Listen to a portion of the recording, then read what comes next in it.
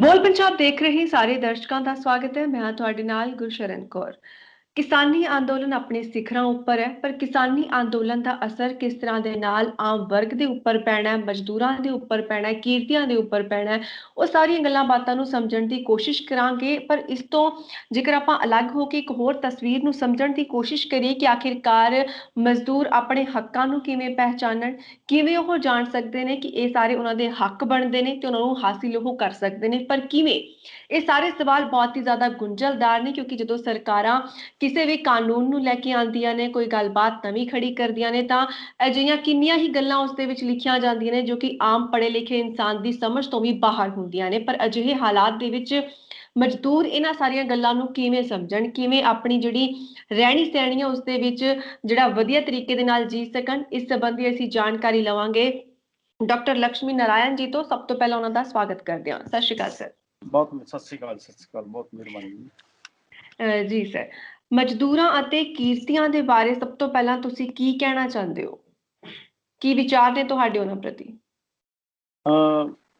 Madam ਜੀ, ਮੈਂ ਕਿਰਤੀਆਂ ਕਿਸਾਨਾਂ ਬਾਰੇ ਇਹੋ ਕਹਿਣਾ ਚਾਹੁੰਦਾ ਵੀ ਅੱਜ ਦਾ ਜੋ ਸਮਾਂ ਹੈ ਉਹਨਾਂ ਨੂੰ ਜਿੱਥੇ ਆਪਣੇ ਹੱਕਾਂ ਪ੍ਰਤੀ ਵੱਡੀ ਪੱਧਰ ਤੇ ਜਾਗਰੂਕ ਹੋਣ ਦੀ ਜ਼ਰੂਰਤ ਹੈ। ਕਿਉਂਕਿ ਪਹਿਲਾਂ ਸਿਰਫ ਇਹ ਸੀ ਵੀ ਜਿਹੜੀ ਦੇਸ਼ ਦੀ ਸਰਮਾਏਦਾਰੀ ਸੀ, ਦੇਸ਼ ਦਾ ਜੋ ਪੂੰਜੀਪਤੀ ਸੀ, ਉਹੀ ਉਹਨਾਂ ਦਾ ਸ਼ੋਸ਼ਣ ਕਰਦਾ ਸੀ। ਲੇਕਿਨ ਜਦੋਂ ਤੋਂ ਸੰਸਾਰੀਕਰਨ ਹੋਂਦ ਵਿੱਚ ਆਇਆ ਤਾਂ ਜਿਹੜੀਆਂ ਸਾਡੀਆਂ ਨੀਤੀਆਂ ਜਿਹੜੀਆਂ ਨੇ ਉਹ ਸਾਡੇ ਮੁਲਕ ਦੀਆਂ ਸਰਕਾਰਾਂ ਨਹੀਂ ਘੜਦੀਆਂ। ਉਹਦੇ ਵਿੱਚ ਜਿਹੜੀ IMF ਹੈ, ਉਹ ਵਰਲਡ ਬੈਂਕ, ਉਹ ਰਲ ਮਿਲ ਕੇ ਨੀਤੀਆਂ ਨੂੰ ਘੜਦੀਆਂ ਤੇ ਉੱਥੋਂ ਦੀਆਂ ਜਿਹੜੀਆਂ ਦੇਸ਼ ਦੀਆਂ ਹਕੂਮਤਾਂ ਨੂੰ ਚਲਾਉਂਦੀਆਂ ਨੇ। ਇਸ ਕਰਕੇ ਕਿਰਤੀਆਂ ਨੂੰ ਪਹਿਲਾਂ ਨਾਲੋਂ ਵੱਧ ਜਾਗਰੂਕ ਹੋਣ ਦੀ ਜ਼ਰੂਰਤ ਹੈ, ਵੱਧ ਦੀ ਜ਼ਰੂਰਤ। ਜਾਗਰੂਕਤਾ ਅੱਜ ਦੇ ਸਮੇਂ ਦੀ ਮੇਰੇ ਸਮਝ ਦੇ ਵਿੱਚ ਬਹੁਤ ਵੱਡੀ ਲੋੜ ਹੈਗੀ, ਜਿਹੜੀ ਹੈ ਉਹਨਾਂ ਲਈ, ਕਿਰਤੀਆਂ ਲਈ, ਕਿਸਾਨਾਂ ਲਈ ਔਰ ਮਜ਼ਦੂਰਾਂ ਲਈ। ਜੀ, ਹਰ ਇੱਕ ਮਜ਼ਦੂਰ ਅਤੇ ਕਿਸਾਨ ਤੱਕ ਆਪਾਂ ਆਪਣੀ ਆਵਾਜ਼ ਕਿਵੇਂ ਪਹੁੰਚਾਈਏ, ਕਿਵੇਂ ਉਹਨਾਂ ਨੂੰ ਜਾਣੂ ਕਰਵਾਇਆ ਜਾਵੇ ਕਿ ਕਿੰਨੇ ਜ਼ਿਆਦਾ ਹੱਕ ਤੁਹਾਡੇ ਵਾਸਤੇ ਸਿਰਫ ਕਾਗਜ਼ਾਂ ਦੇ ਵਿੱਚ ਲਿਖੇ ਹੋਏ ਨੇ ਜੋ ਕਿ ਤੁਹਾਨੂੰ ਹਾਸਿਲ ਨਹੀਂ ਹੋ ਰਹੇ? ਇਹ ਤਾਂ ਇਸੇ ਤਰ੍ਹਾਂ ਹੀ ਹੈ ਕਿ ਜਿਸ ਤਰ੍ਹਾਂ ਜੋ ਮਜ਼ਦੂਰ ਵਰਗ ਹੈ, ਅਸੀਂ ਦੇਖੀਏ ਮਜ਼ਦੂਰ ਵਰਗ ਦੇ ਵਿੱਚ ਅਨਪੜ੍ਹਤਾ ਬਹੁਤ ਜ਼ਿਆਦਾ ਹੈ। ਔਰ ਦੂਸਰੀ ਗੱਲ, ਜਿਹੜੀਆਂ ਉਹਦੀਆਂ ਕੰਮ ਦੀਆਂ ਹਾਲਤਾਂ ਹੀ ਇਸ ਕਿਸਮ ਦੀਆਂ ਨੇ ਕਿ ਉਹਦੇ ਵਿੱਚ ਆਪਣੇ ਕਾਨੂੰਨਾਂ ਨੂੰ ਉਹ ਸਮਝ ਨਹੀਂ ਸਕਦਾ, ਗਹਿਰਾਈ ਵਿੱਚ ਜਾਣ ਨਹੀਂ ਸਕਦਾ। ਮੈਂ ਸਮਝਦਾ ਵੀ ਇਹਦੇ ਵਿੱਚ ਜਿਹੜਾ ਸਭ ਤੋਂ ਵੱਡਾ, ਜਿੱਥੇ ਸਰਕਾਰਾਂ ਦੋਸ਼ੀ ਨੇ ਔਰ ਪੂੰਜੀਵਾਦ ਦੋਸ਼ੀ ਹੈ, ਉੱਥੇ ਜਿਹੜੇ ਮਜ਼ਦੂਰ ਜਮਾਤ ਦੇ ਆਗੂ ਨੇ ਉਹਨਾਂ ਨੂੰ ਵੀ ਅਸੀਂ ਦੋਸ਼ ਤੋਂ ਮੁਕਤ ਨਹੀਂ ਕਰ ਸਕਦੇ, ਕਿਉਂਕਿ ਉਹਨਾਂ ਨੇ ਮਜ਼ਦੂਰ ਜਮਾਤ ਨੂੰ ਜਾਗਰੂਕ ਕਰਨਾ ਸੀ। ਜਿਸ ਤਰ੍ਹਾਂ ਕਿ ਕਾਰਲ ਮਾਰਕਸ ਦਾ ਸਭ ਤੋਂ ਵੱਡਾ ਨਾਰਾ ਸੀ ਕਿ ਦੁਨੀਆ ਭਰ ਦੇ ਮਿਹਨਤ ਕਸ਼ੋ ਇੱਕ ਹੋ ਜਾਓ। ਲੇਕਿਨ ਹੋਇਆ ਕੀ ਹੈ, ਅੱਜ ਜਿਹੜੀ ਸਾਡੀ ਮਜ਼ਦੂਰ ਜਮਾਤ ਹੈ ਉਹ ਵੱਖ-ਵੱਖ ਤਰੀਕਿਆਂ ਨਾਲ ਜਿਹੜੀ ਪਾਟੋ-ਧਾੜ ਦਾ ਸ਼ਿਕਾਰ ਹੈ। ਵੱਖ-ਵੱਖ ਵਿਚਾਰਧਾਰਾਵਾਂ ਦੇ ਨਾਂ ਥੱਲੇ, ਵੱਖ-ਵੱਖ ਹੋਰ ਤਰੀਕਿਆਂ ਨਾਲ ਜਾਤ ਦੇ ਵਿੱਚ, ਜਮਾਤ ਦੇ ਵਿੱਚ, ਕਿੱਤਿਆਂ ਦੇ ਵਿੱਚ ਕਈ ਤਰੀਕਿਆਂ ਨਾਲ ਵੰਡੀ ਹੋਈ ਹੈ। ਇਸ ਵੰਡ ਕਰਕੇ ਜਦੋਂ ਮਜ਼ਦੂਰਾਂ ਦੇ ਆਗੂ ਇੱਕ ਮੰਚ ਤੇ ਯੂਨਾਈਟ ਨਹੀਂ ਹੈਗੇ ਤਾਂ ਇਸੇ ਕਰਕੇ ਜਿਹੜੇ ਮਜ਼ਦੂਰਾਂ ਦੇ, ਕਿਸਾਨਾਂ ਦੇ ਔਰ ਆਵਾਮ ਦੇ ਜਿਹੜੇ ਹੱਕ ਨੇ ਵੱਡੀ ਪੱਧਰ ਤੇ ਕੁਚਲੇ ਜਾ ਰਹੇ ਨੇ। ਮੈਂ ਸਮਝਦਾ ਵੀ ਜਿਹੜੇ ਮਜ਼ਦੂਰ ਜਮਾਤ ਦੇ ਆਗੂ ਨੇ ਉਹਨਾਂ ਨੂੰ ਕਿਤੇ ਵੱਧ ਜਿਹੜੇ ਜਾਗਰੂਕ ਹੋਣ ਦੀ ਲੋੜ ਹੈ, ਚੇਤਨ ਹੋਣ ਦੀ ਲੋੜ ਹੈ ਔਰ ਮਜ਼ਦੂਰਾਂ ਕਿਸਾਨਾਂ ਨੂੰ ਇੱਕ ਮੰਚ ਤੇ ਲਿਆਉਣ ਦੀ ਜ਼ਰੂਰਤ ਹੈ ਉਹਨਾਂ ਲਈ। ਜੀ, ਤੁਸੀਂ ਖੇਤੀ ਕਾਨੂੰਨਾਂ ਨੂੰ ਕਿਵੇਂ ਦੇਖਦੇ ਹੋ? ਕਿਉਂਕਿ ਤੁਸੀਂ ਜ਼ਿਕਰ ਕੀਤਾ ਆਪਣੇ ਉਸ ਲੇਖ ਦੇ ਵਿੱਚ, ਉਸ ਰਚਨਾ ਦੇ ਵਿੱਚ, ਇਸ ਦੇ ਵਿੱਚ ਨਜ਼ਰੀਆ ਲੋਕਾਂ ਦੇ ਬਦਲਣ ਦੀ ਕੋਸ਼ਿਸ਼ ਕੀਤੀ ਗਈ ਸੀ। ਇੱਕ ਲਾਈਨ ਜਿਹੜੀ ਖਾਸ ਤੌਰ ਤੇ ਮੈਨੂੰ ਖੁਦ ਨੂੰ ਵੀ ਕਾਫੀ ਚੰਗੀ ਲੱਗੀ ਕਿ ਮਜ਼ਦੂਰ ਜਮਾਤ ਨੂੰ ਸਰਦਾਰੀ ਮਿਲਣ ਦੀ ਥਾਂ ਲਾਚਾਰੀ ਅਤੇ ਬੇਰੁਜ਼ਗਾਰੀ ਮਿਲੀ ਹੈ। ਔਰ ਤੁਸੀਂ ਖੇਤੀ ਕਾਨੂੰਨਾਂ ਦੀ ਗੱਲ ਕਰਦੇ ਕਰਦੇ ਇੱਥੇ ਤੱਕ ਵੀ ਪਹੁੰਚ ਗਏ ਕਿ ਇਸ ਦਾ ਅਸਰ ਮਜ਼ਦੂਰਾਂ ਤੇ ਕਿਸ ਤਰ੍ਹਾਂ ਦੇ ਨਾਲ ਪਵੇਗਾ। ਇਸ ਕਰਕੇ ਮੈਂ ਪੁੱਛਣਾ ਚਾਹੂੰਗੀ ਕਿ ਤੁਸੀਂ ਖੇਤੀ ਕਾਨੂੰਨਾਂ ਨੂੰ ਕਿਵੇਂ ਦੇਖਦੇ ਹੋ? ਹਾਂਜੀ, ਇਸੇ ਤਰ੍ਹਾਂ ਹੀ ਹੈ। ਮੈਂ ਇਹ ਥੋੜਾ ਜਿਹਾ ਪੁਆਇੰਟ ਆਪਣੇ ਆਰਟੀਕਲ ਵਿੱਚ ਛੋਇਆ ਸੀ। ਉਹ ਇਸ ਤਰ੍ਹਾਂ ਹੈ ਵੀ ਜਿਹੜੀ ਨਵੀਂ ਖੇਤੀ ਹੋਣੀ ਹੈ, ਜੇਕਰ ਉਹ ਲਾਗੂ ਹੋ ਜਾਣੀ ਹੈ ਤਾਂ ਉਹਨੂੰ ਅਸੀਂ ਕਹਿੰਦੇ ਹਾਂ ਮਸਨੂਈ ਜਿਹੜੀ ਬੌਧਿਕਤਾ ਦੇ ਨਾਲ ਖੇਤੀ ਹੋਣੀ ਹੈ। ਉਹਦੇ ਵਿੱਚ ਹਜ਼ਾਰਾਂ ਏਕੜ ਦੇ ਵਿੱਚ ਉਹਨਾਂ ਨੇ ਜਿਸ ਤਰ੍ਹਾਂ ਅੱਜ ਆਟੋਮੈਟਿਕ ਮਸ਼ੀਨਾਂ ਵਰਕ ਕਰ ਰਹੀਆਂ ਨੇ, ਉਸੇ ਤਰ੍ਹਾਂ ਖੇਤਾਂ ਦੇ ਵਿੱਚ ਵੀ ਆਟੋਮੈਟਿਕ ਵਰਕ ਹੋਏਗਾ। ਉਹਦੇ ਵਿੱਚ ਕਿਸਾਨ ਦੀ ਕੋਈ ਜ਼ਰੂਰਤ ਨਹੀਂ ਪਵੇਗੀ ਔਰ ਮਜ਼ਦੂਰ ਦੀ ਕੋਈ ਜ਼ਰੂਰਤ ਨਹੀਂ ਪਵੇਗੀ। ਇਸ ਨਾਲ ਜਿੱਥੇ ਮਜ਼ਦੂਰ ਪਹਿਲਾਂ ਹੀ ਬੇਰੁਜ਼ਗਾਰ ਨੇ, ਕਿਸਾਨ ਚਲੋ ਘੱਟ ਕੰਮ ਕਰਦੇ ਨੇ ਪਰ ਉਹ ਖੇਤੀ ਨਾਲ ਜੁੜੇ ਹੋਏ ਨੇ, ਉਹਦੇ ਵਿੱਚ ਕਿਸਾਨ ਵੀ ਬਾਹਰ ਹੋ ਜਾਏਗਾ, ਮਜ਼ਦੂਰ ਵੀ ਬਾਹਰ ਹੋ ਜਾਏਗਾ। ਇਸ ਲਈ ਜਿਹੜੇ ਖੇਤੀ ਕਾਨੂੰਨ ਨੇ ਉਹਨਾਂ ਨੂੰ ਅਸੀਂ ਇਹ ਨਾ ਸਮਝੀਏ ਵੀ ਸਿਰਫ ਕਿਸਾਨ ਵਿਰੋਧੀ ਨੇ, ਉਹ ਪਬਲਿਕ ਦੇ ਵੀ ਵਿਰੋਧੀ ਨੇ, ਉਹ ਮਜ਼ਦੂਰ ਦੇ ਵਿਰੋਧੀ ਨੇ, ਉਹ ਆਮ ਦੇ ਵਿਰੋਧੀ ਨੇ ਜੀ। ਉਹਨੂੰ ਬਹੁਤ ਬਰੀਕੀ ਦੇ ਵਿੱਚ ਗਹਿਰਾਈ ਦੇ ਵਿੱਚ ਸਮਝਣ ਦੀ ਜ਼ਰੂਰਤ ਹੈ। ਜੀ, ਹਾਂਜੀ ਇਹਨਾਂ ਹਾਂਜੀ। ਕਾਨੂੰਨਾਂ ਦਾ ਅਸਰ ਮਜ਼ਦੂਰਾਂ ਤੇ ਕਿਵੇਂ ਪਏਗਾ? ਕਿਵੇਂ ਦੱਸਣਾ ਚਾਹੋਗੇ ਮਜ਼ਦੂਰਾਂ ਉਹਨੂੰ, ਤੇ ਆਸਾਨ ਭਾਸ਼ਾ ਦੇ ਵਿੱਚ ਕਿਵੇਂ ਸਮਝਾਓਗੇ? ਹਾਂ, ਆਸਾਨ ਭਾਸ਼ਾ ਦੇ ਵਿੱਚ ਇਸ ਤਰ੍ਹਾਂ ਹੈ ਕਿ ਜਦੋਂ ਖੇਤਾਂ ਦੇ ਵਿੱਚ ਸਾਰਾ ਕੰਮ ਮਸ਼ੀਨਰੀ ਨੇ ਕਰਨਾ ਹੈ, ਠੀਕ ਹੈ ਜੀ, ਉਹਦੇ ਵਿੱਚ ਬਿਜਾਈ ਤੋਂ ਲੈ ਕੇ ਗੁਡਾਈ ਕਢਾਈ ਸਾਰਾ ਕੰਮ ਮਸ਼ੀਨਰੀ ਨੇ ਕਰਨਾ ਹੈ, ਤਾਂ ਹੂੰ, ਮਜ਼ਦੂਰ ਦੀ ਜ਼ਰੂਰਤ ਤਾਂ ਪੈਣੀ ਨਹੀਂ। ਜਦੋਂ ਸਾਡੇ ਦਫ਼ਤਰਾਂ ਵਿੱਚ ਸਪੁਰ ਕੰਪਿਊਟਰ ਆ ਗਏ ਤਾਂ ਉਹਦੇ ਵਿੱਚ ਜਿਹੜੀ ਕਲਰਕ ਜਮਾਤ ਹੈ ਉਹ ਵਿਹਲੀ ਹੋ ਗਈ ਹੈ, ਕੰਬਾਈਨ ਆ ਗਈ, ਉਹਨੇ ਕਿੰਨੇ ਮਜ਼ਦੂਰ ਵਿਹਲੇ ਕਰਤੇ ਹੈ। ਮਸ਼ੀਨਰੀ ਨੇ ਸਿਰਫ ਇੰਨਾ ਕੰਮ ਹੀ ਨਹੀਂ ਕੀਤਾ ਵੀ ਸਿਰਫ ਮੰਨ ਲਓ ਉਹ ਕੀਤਾ, ਉਹਨੇ ਦੋ ਤਿੰਨ ਗੱਲਾਂ ਪੈਦਾ ਕੀਤੀਆਂ ਨੇ ਜਿਹੜੀਆਂ ਮੈਂ ਸਪਸ਼ਟ ਕਰਨੀਆਂ ਚਾਹੁੰਦਾ। ਜੀ, ਜਦੋਂ ਮਸ਼ੀਨ ਆ ਗਈ ਉਹਨੇ ਕਿਸਾਨ ਦੇ ਅੰਦਰ ਇੱਕ ਵਿਹਲ ਪੈਦਾ ਕਰਤੀ, ਠੀਕ ਹੈ ਜੀ।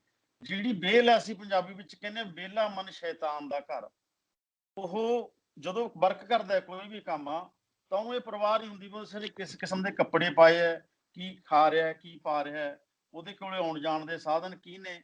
ਜਦੋਂ ਹੂੰ, ਬੰਦੇ ਕੋਲ ਥੋੜੀ ਜਿਹੀ ਵਿਹਲ ਹੁੰਦੀ ਹੈ ਤਾਂ ਉਹਦੇ ਨਾਲ ਉਹ ਕੱਪੜੇ ਵਧੀਆ ਪਾਏਗਾ, ਉਹਦੇ ਨਾਲ ਸਾਰਾ ਕੁਝ ਕਰੇਗਾ। ਜਿਹੜੀ ਇੱਕ ਕਿਰਤੀ ਦੀ ਇੱਕ ਪਹਿਚਾਣ ਹੈ, ਜਿਹੜੀ ਇੱਕ ਪ੍ਰਮੁੱਖ ਪਛਾਣ ਹੈ, ਉਹ ਇੱਕ ਤਾਂ ਉਹ ਚੀਜ਼ ਗਈ।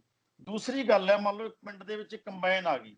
ਪਹਿਲਾਂ ਹੂੰ, ਤੁਸੀਂ ਪਿੰਡਾਂ ਦੇ ਵਿੱਚ ਜਾ ਕੇ ਦੇਖੋ, ਜਦੋਂ ਅਸੀਂ ਕਣਕਾਂ ਵੱਢਿਆ ਕਰਦੇ ਸੀ ਉਹਦੇ ਵਿੱਚ ਤਰਖਾਣ ਦਾ ਵੀ ਯੋਗਦਾਨ ਸੀ, ਜੀ, ਲੁਹਾਰ ਦਾ ਵੀ ਯੋਗਦਾਨ ਸੀ।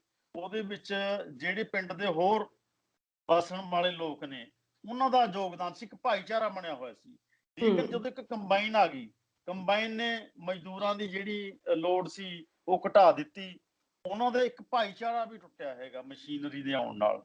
ਸੋ ਹੂੰ, ਇਸ ਪੱਖ ਤੋਂ ਜਿਹੜੇ ਆਉਣ ਵਾਲੇ ਕਾਨੂੰਨ ਨੇ ਉਹ ਜਿੱਥੇ ਕਿਸਾਨੀ ਲਈ ਘਾਤਕ ਨੇ, ਉੱਥੇ ਜਿਹੜਾ ਥੋੜਾ ਮੋਟਾ ਮਜ਼ਦੂਰਾਂ ਨੂੰ ਹਾੜੀ ਸੌਣੀ ਦੇ ਸਮੇਂ ਰੁਜ਼ਗਾਰ ਮਿਲਦਾ ਸੀ ਉਹ ਵੀ ਘਟ ਜਾਣਾ।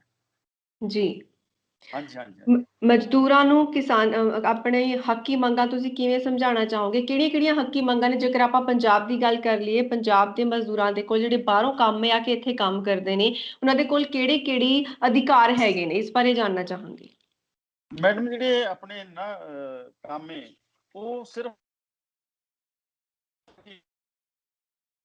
ਵੇਲੇ ਇੱਕ ਕਿਸਮ, ਅਸੀਂ ਜਦੋਂ ਲੇਬਰ ਚੌਂਕ ਦੇ ਵਿੱਚ ਬੇਰੁਜ਼ਗਾਰੀ ਇੰਨੀ ਫੈਲੀ ਹੋਈ ਹੈ ਵੀ ਉੱਥੇ ਲੇਬਰ ਚੌਂਕ ਦੇ ਇਨਸਾਨ ਨੂੰ ਵਿੱਚ ਪਾਰਟ ਟਾਈਮ ਸਵੀਪਰ ਕਈ ਸਾਲਾਂ ਤੋਂ ਰੱਖੇ ਹੋਏ ਹੈ, ਉਹ ਵੀ ਕਿਸਮ ਦੇ ਕੰਮ ਹੈ, ਉਹਨਾਂ ਨੂੰ ਪੱਕਾ ਨਹੀਂ ਕੀਤਾ ਜਾ ਰਿਹਾ, ਉਹਨਾਂ ਨੂੰ ਵੱਡੀ ਪੱਧਰ ਤੇ ਲਟਕਾਇਆ ਜਾ ਰਿਹਾ। ਇਸੇ ਤਰ੍ਹਾਂ ਠੇਕਾ ਆਧਾਰਿਤ ਮਜ਼ਦੂਰ ਰੱਖੇ ਜਾ ਰਹੇ ਹੈ। ਇਸੇ ਜੀ, ਤਰ੍ਹਾਂ ਜੀ, ਔਰਤਾਂ ਉਹਨਾਂ ਨੂੰ ਜਿੱਥੇ ਮਰਦ ਦੇ ਮੁਕਾਬਲਤਨ ਘੱਟ ਲੇਬਰ ਦਿੱਤੀ ਜਾਂਦੀ ਹੈ ਉੱਥੇ ਉਹਨਾਂ ਹੂੰ, ਦਾ ਸ਼ੋਸ਼ਣ ਵੀ ਕੀਤਾ ਜਾਂਦਾ ਹੈ। ਇਸੇ ਤਰ੍ਹਾਂ ਅਸੀਂ ਦੇਖਦੇ ਹਾਂ ਸਮਾਜ ਦੇ ਵਿੱਚ ਜਿਹੜੀ ਬਾਲ ਮਜ਼ਦੂਰੀ ਹੈ ਉਹ ਵੀ ਵੱਡੀ ਪੱਧਰ ਤੇ ਫੈਲੀ ਹੋਈ ਹੈ। ਸਰਕਾਰ ਹੂੰ, ਆਖਦੀ ਤਾਂ ਹੈ ਵੀ ਜਿਹੜੀ ਬਾਲ ਮਜ਼ਦੂਰੀ ਹੈ ਉਹ ਗਲਤ ਹੈ, ਉਹ ਕਰਨੀ ਮਤਲਬ ਅਪਰਾਧ ਵੀ ਹੈ, ਉਹ ਨਹੀਂ ਕਰਨੀ ਚਾਹੀਦੀ। ਲੇਕਿਨ ਜਦੋਂ ਕਿਸੇ ਮਨੁੱਖ ਦੀਆਂ ਮੁੱਢਲੀਆਂ ਰੋਟੀ ਕੱਪੜਾ ਤੇ ਮਕਾਨ ਨਹੀਂ ਮਿਲੇਗਾ ਤਾਂ ਬੰਦਾ ਮਰਦਾ ਕੀ ਨਹੀਂ ਕਰਦਾ, ਤਾਂ ਉਹਨੂੰ ਮਜ਼ਦੂਰੀ ਵੀ। ਇਹਨਾਂ ਸਾਰੇ ਵਰਗਾਂ ਨੂੰ ਮਤਲਬ ਅੱਜ ਜਾਗਰੂਕ ਕਰਨ ਦੀ ਲੋੜ ਹੈ, ਸਾਰਿਆਂ ਨੂੰ ਰੁਜ਼ਗਾਰ ਦੇਣ ਦੀ ਲੋੜ ਹੈ, ਉਹਨਾਂ ਨੂੰ ਥੋੜਾ ਜਿਹਾ ਪੱਕਾ ਰੁਜ਼ਗਾਰ ਦੇਣ ਦੀ ਲੋੜ ਹੈ ਤਾਂ ਕਿ ਹੂੰ, ਉਹਨਾਂ ਨੂੰ ਜੀਵਨ ਨਿਰਵਾਹ ਲਈ ਦਿੱਕਤਾਂ ਨਾ ਆਉਣ, ਇਸੇ ਅੱਗੇ ਜੀ। ਹੱਥ ਨਾ ਅੱਡਣੇ ਪੈਣ। ਇਸ ਕਿਸਮ ਦੀ ਬਹੁਤ ਵੱਡੀ ਜ਼ਰੂਰਤ ਹੈ। ਜੀ, ਇੱਕ ਹਾਂਜੀ ਗੱਲ ਤਾਂ ਤੁਸੀਂ ਹੋਰ ਜ਼ਿਕਰ ਕੀਤਾ ਕਿ ਕਿਰਤੀ ਜਥੇਬੰਦੀਆਂ ਨੇ ਇੱਕ ਲੰਮੇ ਸੰਘਰਸ਼ ਤੋਂ ਬਾਅਦ ਤਕਰੀਬਨ ਜਿਹੜੇ 40 ਕਾਨੂੰਨ ਹੋਂਦ ਦੇ ਵਿੱਚ ਲਿਆਂਦੇ ਸਨ ਤੇ ਸਰਕਾਰ ਨੇ ਹੁਣ ਸਾਰੇ ਛਾਣ-ਛੂਣ ਕੇ ਖਤਮ ਕਰ ਦਿੱਤੇ, ਸਿਰਫ 4 ਹੀ ਰਹਿ ਗਏ। ਉਸ ਬਾਰੇ ਥੋੜਾ ਹਾਂਜੀ ਜਾਣਨਾ। ਹਾਂਜੀ। ਇਹ ਇਸ ਤਰ੍ਹਾਂ ਹੈ ਵੀ ਸਮੇਂ-ਸਮੇਂ ਜਿਹੜੀ ਮਜ਼ਦੂਰ ਜਮਾਤ ਹੈ, ਜਿਸ ਤਰ੍ਹਾਂ ਵੱਖ-ਵੱਖ ਮੁਲਕਾਂ ਦੇ ਕਰਦੀਆਂ ਆਈਆਂ 16-16 ਘੰਟੇ ਕੰਮ ਲਿਆ ਜਾਂਦਾ ਸੀ ਮਰਜ਼ੀ ਦੀ ਉਜਰ ਦੇ, ਲੇਕਿਨ ਹੁਣ ਜਿਹੜੇ ਕਈ ਕਾਨੂੰਨ ਮਜ਼ਦੂਰ ਜਮਾਤ ਨੇ ਕਿਰਤੀਆਂ ਨੇ ਜਿਹੜਾ ਅਸੀਂ ਸੰਘਰਸ਼ ਕਰਕੇ ਲਏ, ਜਿਸ ਤਰ੍ਹਾਂ ਹੂੰ, ਕੋਈ ਮਜ਼ਦੂਰ ਬਿਮਾਰ ਹੋ ਜਾਂਦਾ ਹੈ ਜਾਂ ਉਹਦੀ ਮੌਤ ਹੋ ਜਾਂਦੀ ਹੈ ਜਾਂ ਉਹ ਕਿਸੇ ਤਰੀਕੇ ਨਾਲ ਅਪੰਗ ਹੋ ਜਾਂਦਾ ਹੈ, ਇਸ ਕਿਸਮ ਦੇ ਜਿਹੜੇ 44 ਕਾਨੂੰਨ ਹੁਣ ਤੱਕ ਬਣੇ ਹੋਏ ਸੀ ਜਿਹੜੇ ਮਜ਼ਦੂਰਾਂ ਦੇ ਪੱਖ ਦੇ ਵਿੱਚ ਸੀਗੇ, ਕਾਗਜ਼ੀ ਤੌਰ ਤੇ ਮੌਜੂਦ ਸੀਗੇ, ਅਮਲ ਵਿੱਚ ਬਹੁਤੇ ਨਹੀਂ ਸੀ ਆਉਂਦੇ। ਹੁਣ ਉਹਨੂੰ ਕਾਗਜ਼ੀ ਤੌਰ ਤੇ ਵੀ ਖਤਮ ਕਰ ਦਿੱਤਾ ਗਿਆ ਹੈਗਾ। ਹੂੰ, ਹੁਣ ਇਹ ਹੈ ਕਿ ਮਜ਼ਦੂਰਾਂ ਲਈ ਹੋਰ ਵੀ ਵੱਧ ਦਿੱਕਤਾਂ ਆ ਗਈਆਂ। ਜੇਕਰ ਉਹਨਾਂ ਨੇ ਆਪਣੀ ਆਰਗੇਨਾਈਜੇਸ਼ਨ ਬਣਾਉਣੀ ਹੈ, ਜੇਕਰ ਉਹਨਾਂ ਨੇ ਕੋਈ ਹੜਤਾਲ ਕਰਨੀ ਹੈ, ਤਾਂ ਉਹਨਾਂ ਨੂੰ ਪਹਿਲਾਂ ਨਾਲੋਂ ਵੀ ਵੱਧ ਦਿੱਕਤਾਂ ਆ ਰਹੀਆਂ ਨੇ। ਮੈਂ ਸਮਝਦਾ ਵੀ ਜਿਹੜੇ ਇਹ ਕਾਨੂੰਨ, ਇਹਨਾਂ ਦੀ ਬਹੁਤ ਤਿਲਸਮੀ ਕਿਸਮ ਦੀ ਭਾਸ਼ਾ ਹੈ।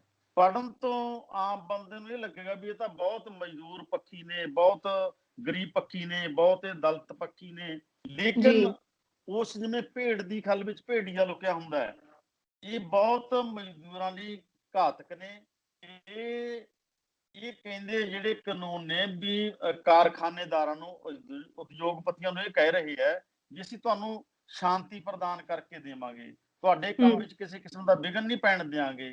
ਤੇ ਇਸ ਕਿਸਮ ਨਾਲ ਇਹ ਮਜ਼ਦੂਰ ਜਮਾਤ ਤੇ ਹੋਰ ਵੀ ਪ੍ਰਤੀਬੰਧ ਲਗਾਉਂਦੇ ਆ, ਮਜ਼ਦੂਰ ਜਮਾਤ ਨੂੰ ਜਥੇਬੰਦ ਹੋਣ ਤੋਂ ਰੋਕਦੇ ਆ, ਮਜ਼ਦੂਰ ਜਮਾਤ ਨੂੰ ਆਵਾਜ਼ ਉਠਾਉਣ ਤੋਂ ਰੋਕਦੇ ਆ। ਇਸ ਕਰਕੇ ਇਹ ਜਿਹੜੇ ਕਾਨੂੰਨ ਬਣੇ ਆ ਨਵੇਂ, ਇਹ ਬਹੁਤ ਮੈਂ ਸਮਝਦਾ ਘਾਤਕ ਨੇਗੇ ਤੇ ਇਹਦੇ ਤੇ ਇੱਕ ਵੱਡਾ ਸੰਘਰਸ਼ ਹੋਣ ਦੀ ਜ਼ਰੂਰਤ ਹੈ। ਜੀ। ਤੁਸੀਂ ਇਹ ਗੱਲ ਕੀਤੀ ਸੀ ਪਿੱਛੇ ਜਿਹੇ ਕਿ ਜਿਨ੍ਹਾਂ ਨੇ ਜਾਗਰੂਕ ਕਰਨਾ ਸੀਗਾ ਕਿਰਤੀਆਂ ਨੂੰ, ਮਜ਼ਦੂਰਾਂ ਨੂੰ, ਉਹਨਾਂ ਨੇ ਆਪਣੀ ਡਿਊਟੀ ਨਹੀਂ ਨਿਭਾਈ। ਉਹਨਾਂ ਆਗੂਆਂ ਨੇ ਉਸ ਤਰ੍ਹਾਂ ਦੇ ਨਾਲ ਜਾਗਰੂਕ ਨਹੀਂ ਕੀਤਾ ਜਿਵੇਂ ਕਿ ਕਰਨਾ ਚਾਹੀਦਾ ਸੀ। ਜੇਕਰ ਹੁਣ ਹਾਂਜੀ, ਮਜ਼ਦੂਰਾਂ ਨੇ ਆਪਣੀ ਕੋਈ ਹੋਰ ਜਥੇਬੰਦੀ ਬਣਾਉਣੀ ਹੋਵੇ, ਸ਼ੁਰੂ ਕਰਨੀ ਹੋਵੇ, ਉਹਨਾਂ ਨੂੰ ਕੀ ਸਲਾਹ ਦੇਵੋਗੇ ਕਿ ਕਿਵੇਂ ਸ਼ੁਰੂ ਕੀਤੀ ਜਾਵੇ? ਕੀ ਮੁੱਢਲੀਆਂ ਲੋੜਾਂ ਹੋਣਗੀਆਂ? ਕਿਸ ਤਰ੍ਹਾਂ ਦੇ ਨਾਲ ਕੀਤੀ ਜਾਵੇਗੀ? ਉਹਦੇ ਵਿੱਚ ਤਾਂ ਮੈਡਮ ਇਸੇ ਤਰ੍ਹਾਂ ਹੀ ਹੋਏਗਾ ਕਿ ਜਿਹੜੇ ਉਹਨਾਂ ਦੇ ਦੇਖੋ,